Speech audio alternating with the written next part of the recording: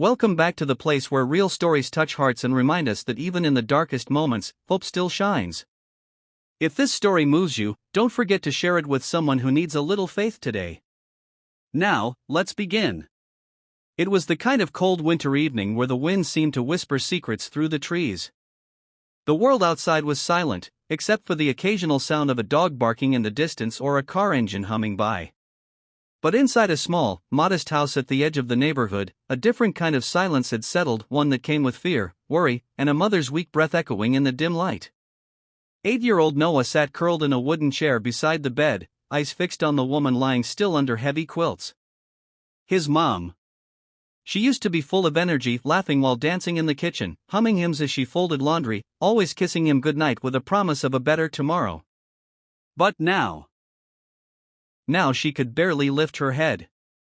Her once rosy cheeks had gone pale, her body frail from the illness that had slowly taken hold of her over the past few months. The doctors had said there wasn't much they could do anymore. The words they used were long and complicated, but Noah understood the meaning. She was very sick. Too sick.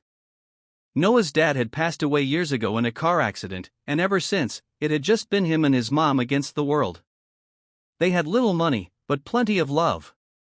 That had always been enough. But now, as the only family, he had slipped further into unconsciousness. Noah felt something he had never felt before. Helplessness. He reached for her hand.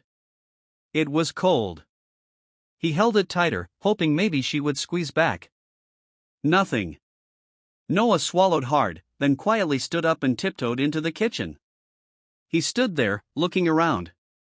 There were empty shelves, a few dirty dishes in the sink, and an old calendar hanging on the wall. One that still showed the month from 2 months ago. He turned toward the corner where his mom's worn Bible sat. He picked it up, slowly opened the cover, and looked down at the highlighted verses she used to read aloud to him before bed. He didn't understand all the words, but he remembered what she always told him. When you don't know what else to do, baby, pray. Talk to Jesus. He listens. So Noah did just that. He closed his eyes, held the Bible close, and whispered, Jesus, it's me. Noah. I don't really know how to pray right. But I need you. My mom needs you. I don't want her to go away. Please, make her better. I believe you can. Please, just don't let her leave me. I'll be good.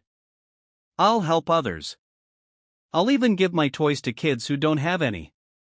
Just heal her. There were no big words. No church bells. No choir music. Just a boy, a whisper, and a whole lot of faith. Noah didn't know if he was supposed to feel something after. He just stood there, waiting in silence. But all he felt was the cold floor beneath his bare